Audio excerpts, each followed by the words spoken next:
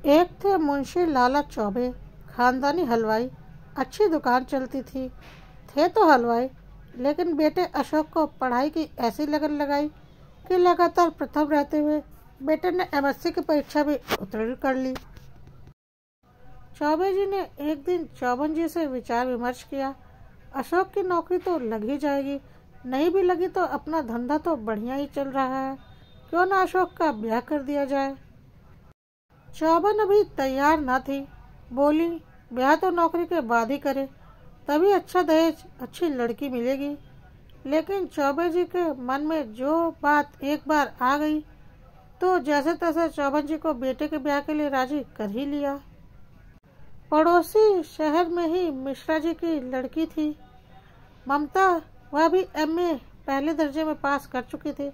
मिश्रा जी भी उसकी शादी जल्द से जल्द कर देना चाहते थे। सयानों से पोस्ट ग्रेजुएट लड़के का भाव पता किया। पता चला वैसे तो रेट 5 से 6 लाख रुपए चल रहा है, पर बेकार बैठे पोस्ट ग्रेजुएट लड़कों का रेट 3 से 4 लाख का है।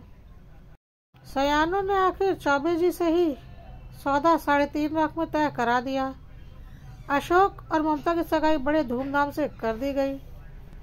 सगाई हुए अभी 1 माह भी नहीं हुआ था कि कमीशन से पत्र आया कि अशोक का डिप्टी कलेक्टर के पद पर चयन हो गया है। पत्र पढ़ते ही चौबे जी लगे बड़बड़ाने, साले नीच कमीने हैं कमीशन वाले। चौबन जी हैरान परेशान पूछने लगी, लड़के की इतनी अच्छी नौकरी लगी है, नाराज क्यों होते हैं? चौबे जी बोले, अरे सरकार निकम्मी है, मैं तो कहता हूँ इस देश में क्रांति होकर रहेगी। यही पत्र कुछ दिन पहले नहीं भेज सकते थे? डिप्टी कलेक्टर का 40-50 लाख यूं ही मिल जाता। अब तो चौबन जी भी समझ गई काहे चौबे जी परेशान है। कहने लगी, तुम्हारी भी अक्ल मारी गई थी। मैं ना कहती थी महीने भर रुक जाओ, लेकिन तुम ना माने, हुल-हुलाकर संबंध तय कर दिया। मैं तो कहती हूँ मिश्रा जी को पत्र लिखिए, वो समझदार आदमी है। चौबन जी से सलाह मशवरा करके पत्र भेज दिया गया मिश्रा जी को। प्रिय मिश्रा जी, आपको प्रसन्नता होगी कि अशोक का चयन डिप्टी कलेक्टर के लिए हो गया है। विवाह के मंगल अवसर पर यह मंगल हुआ, इसमें आपकी सहयोगी पुत्री के भाग्य का भी योगदान है। आप स्वयं समझदार हैं, नीति व मर्यादा जानते हैं। धर्म पर ही यह पृथ्वी टिकी हुई है। मनुष्य का क्या है, जीता मरता रहता है। पैसा हाथ का मैल है। मनुष्य की प्रतिष्ठा बड़ी चीज है।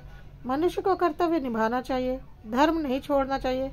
और फिर हमें तो कुछ चाहिए नहीं, आप जितना भी देंगे अपनी लड़की को ही देंगे। मिश्रा जी के परिवार ने पत्र पढ़ा, विचार किया और फिर लिखा, प्रिय चौबे जी, आपका पत्र मिला। मैं स्वयं आपको पत्र लिखने वाला था। अशोक की सफलता पर हम सब बेहद खुश हैं। आयुष्मान अब डिप्टी कलेक्टर हो गया है। अशोक चरित्रवान, मेहनती और सुयोग्य लड़का है। वह अवश्य तरक्की करेगा। आपको जानकर प्रसन्नता होगी कि ममता का चयन आईएएस के लिए हो गया है। आयुष्मती की यह इच्छा है कि वह अपने अधीनस्थ कर्मचारी से विवाह नहीं करेगी। मुझे यह संबंध तोड़कर अपार हर्ष हो रहा है।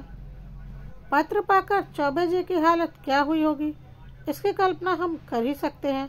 आइए दहेज की इस कुप्रथा को समाप्त करने के संकल्प के साथ शुरुआत करें।